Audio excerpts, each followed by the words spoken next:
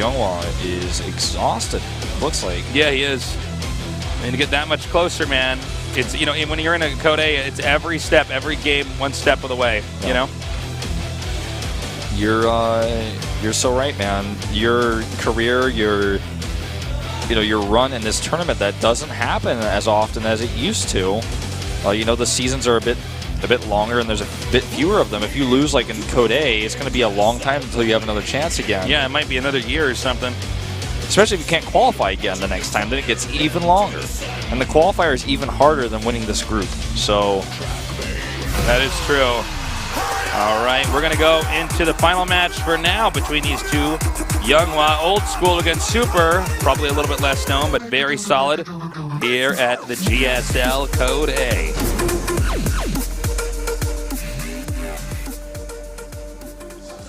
In the upper left, in the red, winning that last game, bringing us to 1-1, he is YongHwa, which is Korean for movie. Yeah, if you pronounce it YongHwa. If you pronounce it YongHwa, which is what his name actually is, then it's not that. But I didn't know his name was YongHwa. Is that? Yeah, that's actually his name. Well, YongHwa is his name.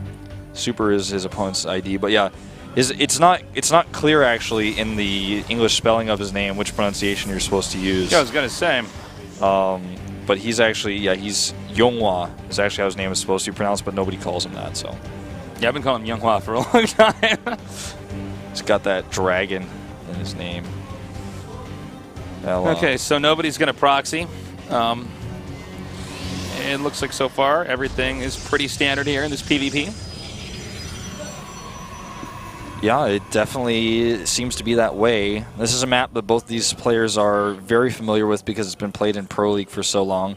You know, some of the other players who don't play in Pro League actually probably haven't prepared for this map really at all because they had no reason to believe it was going to be in the GSL until it was announced. I mean, before it was announced, so yeah, sure. These two players have naturally played on this map a lot. There's no reason to play on either map unless it's been announced. I mean, every map is so different that if you're going to spend time on that map, it better be for a damn good reason. We really don't know what's going on underneath this map. What's going on over here with this probe? What are you doing, little guy? What's he doing? Hey, what's going on over there? You going to make a pylon? You're going to make a pylon after the cybernetics core? Is that what you're going to do? Like they'll never know I'm techie, and he's like just scouts and he's getting gas. It's like, okay. He's like hides over here. He's like chrono boosts out on his second core, like +1 air weapons. Or he gets +1 armor. He's like, my observers will never be sniped now. Look, he's got a pylon. What you doing with that little probe? It's got to be a Stargate at this location. I don't think there's much else he can do. He could probably hide a dark really shrine, quick Oracle here. Yeah, super quick. Probably going to start the Stargate before he even starts Warp Gate research. Probably. PVT style. But let's see, actually, if he can scout it. Now, there's a Stargate, but there is a probe coming down here. If he can get in there and see that, you know, wait a minute, there's no pylon here. I don't see Warp Gate here yet. Ooh, if he actually sees this and decides to go Phoenix, he'll, like, basically blind counter this and kill the Oracle no matter what, because the Oracle's never going to escape from the Phoenix. That would be really, really bad for Super. Just taking a big risk here. The Warp Gate research is actually really far behind for YongHwa, actually. Oh my god. Did he, like, forget this?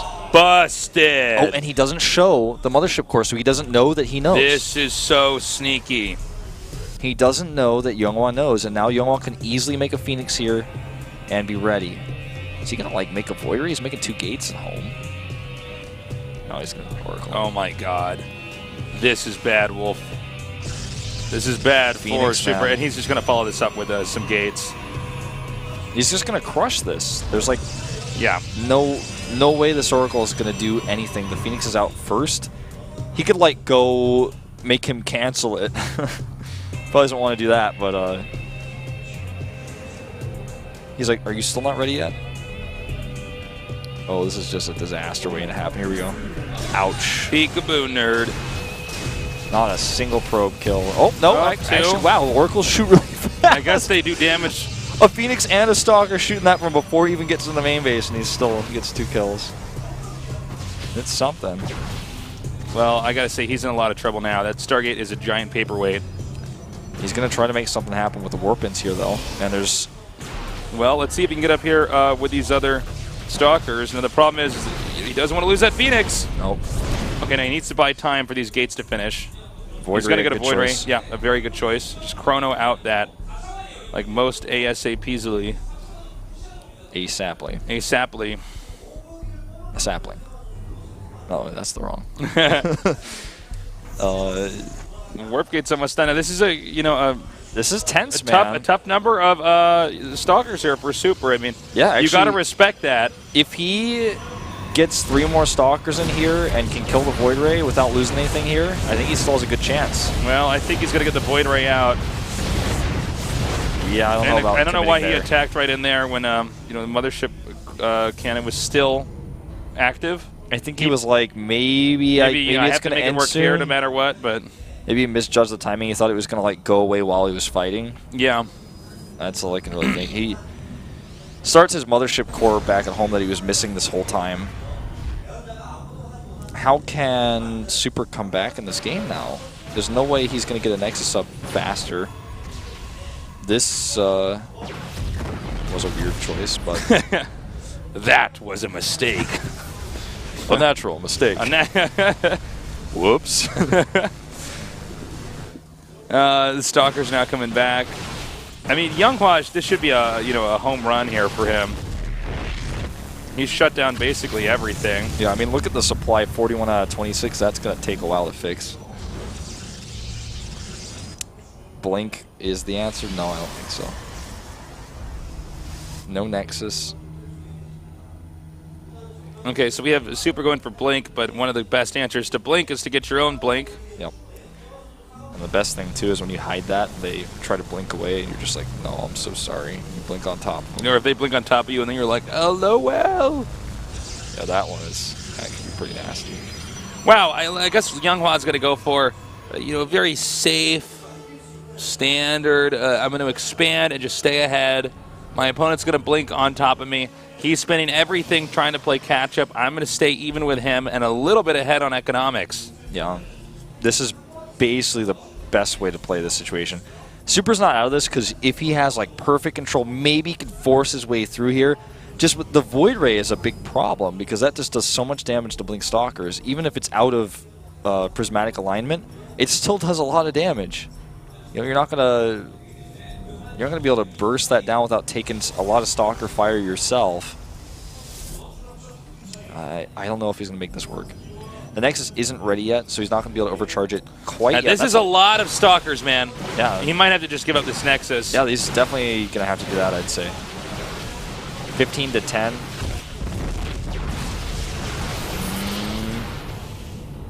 Good control here. No, I think he wants him to try to blink on top of him here. If he fights and then tries to retreat, then YongHwa could surprise blink on him once his blink is done. Yep. What was this going on back here? It looks like a hallucinating Phoenix Scout. It still shows like a flash on the minimap. Yeah, I saw that. Yeah, the Stalker count's almost the same. He could actually Guardian Shield blink down and use the Void Ray and actually fight this. He doesn't have blink. He doesn't have blink yet, but like when he does, I think he might actually do that. Oh yeah, he's loving this fight. Now, funny thing is that Blink Stalker's almost done. Is he going to blink on top of him? Guardian Shield is not being used at all. Existent.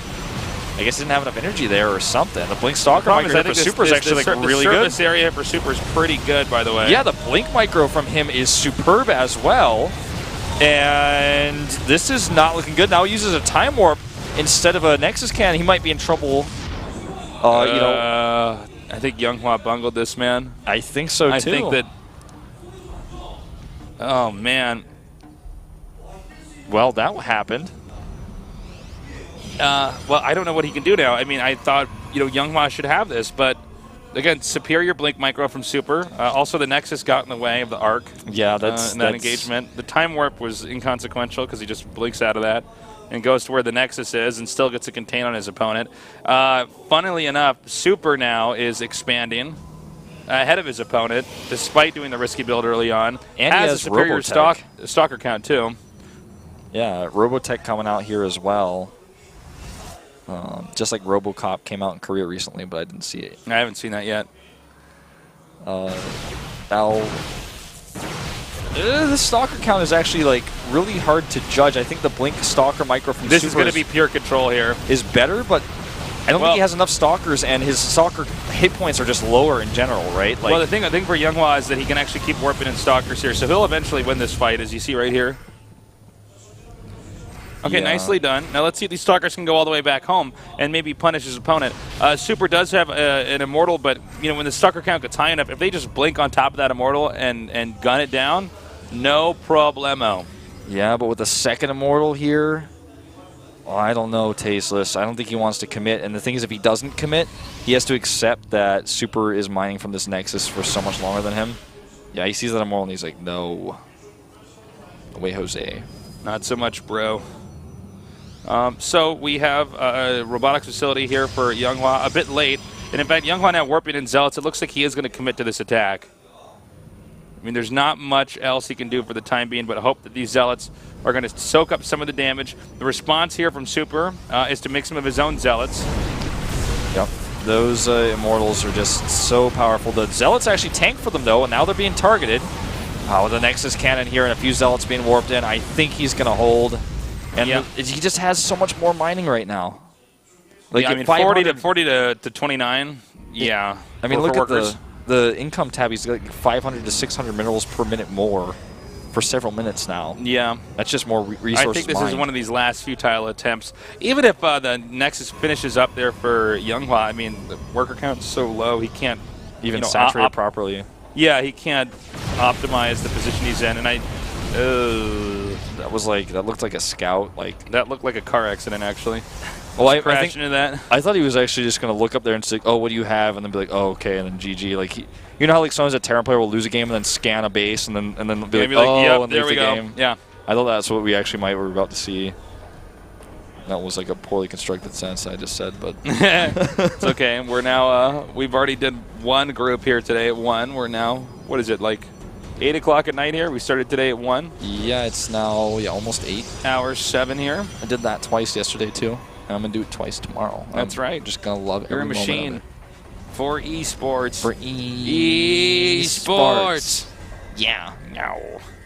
Well, I feel like Super could probably follow this up with a pretty effective counterattack if he wanted. Like we've seen in a lot of PvPs, when they begin to stabilize on 2 base, they stop doing as much damage to each other. But this game is a bit of an exception because YongHwa, he's really behind in tech. He lost a lot of stalkers in that counterattack. And his Nexus was really, really, really late. Also, the probe count was so low. Only just now has YongHwa began to catch up. Yeah, and that's a lot of Chrono Boost he's been spending, a lot of minerals he's been spending to close that gap, whereas all the money for Super is going to this army that might just come down like a hammer on a nail here. Needs to be careful, though, not to bungle this engagement because there is a Mothership core here and that high ground advantage. Okay, he's coming up now. A little bit apprehensive. There's a lot of Immortals here for Super. And with the positioning here, the Immortals for YongHwa, they're just in the back. Oh, wow, he's actually going to retreat. He's going to blink down? Well, good force fields here. Yeah. Wow, isolates an Immortal, and it's going to get... he needs to back up now for sure. Gets a Zealot. It looks like maybe 2. Yeah, nice. That was really well done. He's trying to take that lead and erase it with these force fields. He's actually so brave. There's a great time warp, too, to trap those Immortals. YongHwa is maybe fighting his way back into this, but there is a flank. I think these, he's got 2 armies split apart here. Neither of those 2 are strong enough to do the damage they're supposed to do. Super wins the bottom at the top, while YongHwa drives out the army at the top. Excuse me. Super won the battle at the bottom. YongHwa wins the fight at the top. These 2 are all over the place. Yeah, he's trying to sandwich him now. Really intense micro battles here. But I feel like the lead that Super had has, been almost caught up. I mean, yeah, he has a 3rd base, though, faster. You know what they say about getting ahead? You're supposed to further your lead afterwards. Yep. And... Well, this is a very funny back-and-forth game because, it's had a lot of twists and turns here. Now he's coming up here. He's stuck with these stalkers that he brought up. Tries to kill off as many workers as possible. Actually getting that observer, too. So this is cool. Now we're going to go into the 3rd base. Yeah. They're gonna basically sit back and go to maxed out armies most likely because it's so hard to actually kill a Protoss player in this matchup. It got even harder when they add the Mothership Core because it just adds this extra DPS and or slow over a huge area. And it's like almost as strong as Tassadar is in Heroes of the Storm with his Time Warp man. It's pretty Broken. strong. Now we have the Dark Shrine here. And he's probably going to get a Warp Prism to go with it. Try to do some harass there. That's one of the closing deals for YongHwa in the last game we saw. A Warp Prism and a Dark Shrine goes together better than Cookies and Milk, man. And Cookies and Milk is pretty damn good, man. Yeah, it's pretty nice together. It's pretty damn good. Just ask Santa Claus. Oh, my God. Yeah, let's actually see how much he gets done with this. He might actually kill the Nexus if there's no detection over there. I don't see it just yet, and this is a smart move. At least no observers on the map whatsoever, actually. Oh, damn. Not even a single one. Observers, not even one. This is actually really bad. I think he's realized this too. He's like, wait a minute, wouldn't you have killed these if you had an observer? He's thinking about doing even more DT warp-ins. Ouch, that hurt, but not as much as the Nexus hurts. Well, so now it's 3 base against 2 base. This is one of those games where, like, players that are ahead make a few mistakes repeatedly, and the game kind of just keeps bouncing back and forth. I think these two are playing. I mean, this is a high tensions match here. It's not easy to not be stressed, right? I mean, these two players are definitely feeling the pressure right now. Charge a little bit faster along for Super. Really intense PvP, man. Attack upgrade about to finish now for Super. We're going into endgame here, PvP. Despite how insane this game was at the start. We had proxies, a contain here, the contain then broken, a counterattack, nearly, Super barely surviving that, then a push back, another counterattack from that counterattack, and finally the game is stabilized. Neither player can really damage the other one too much, but these DTs are doing a fantastic job of keeping Super in an economic deficit. Yeah, he's really... I mean, he's put this very small investment that's paid off hugely in dividends here. He's just going to stutter his way around here. I think he might actually just get this again if he stops wasting his DPS. There he goes. Oh, no, I think he's doing DPS at about the same time there. Yeah, I guess you're right. I mean, he's not moving that much with it. Great cancel timing there. I mean, he waited until the last second. Okay, he does take out those DTs, so the Nexus can finally start up. YongHwa, linchpin DTs here for this game. I mean, I guess it's not so much about the wasted DPS so much as I was concerned that he might get like displaced, pushed off the Nexus by like some other units. Now we have the Thermal Lance upgrading here. He's trying to go into Colossi, but the lead he had early on is certainly not looking as big of a gap as it was before. Interesting to see the double expand here from Super. While he tries to play catch-up here. Super with 49 probes to the 54 of YongHwa. He's basically doing everything in his power to catch up, trying to switch to Colossi and double expand and, continuing his upgrades. By the way, I don't know what happened. Did YongHwa just miss his upgrade, or did he lose his Forge early on? I'm not sure what happened exactly, but a massive upgrade lead goes to Super right now. It's another thing and that's definitely something to consider here with the phase of the game that we're in, especially let's say that a YongHwa gets an unfavorable engagement, Super might just crush him. Yeah, it's true. And here's those DTs once again. I believe we have 2 observers out for Super, is this correct? I think so. I know he had 2 at some point. He could have made a 3rd one, but I doubt it. I think he's got at least 2. Unless one has died for one reason or another. Here come the DTs. They're in a Warp Prism, so they can actually just be dropped over that debris. I think he's going to try to use these DTs to initiate an engagement on the 4th. If he can draw the Protoss army back, then he's going to attack that base. Worst case, he could actually fly over the high ground. And he's going to target that cannon down, so no detection in that sense. And again, the DTs come in. Oh! Wow, well, assassin DTs. Better to keep those the Warp Prism alive to help it in the fight for another day. Oh, here we go. This is the initiation he needs. This is it. And he's sending more Zealots down with it. Oh, but I got to say, that's actually a big funnel there.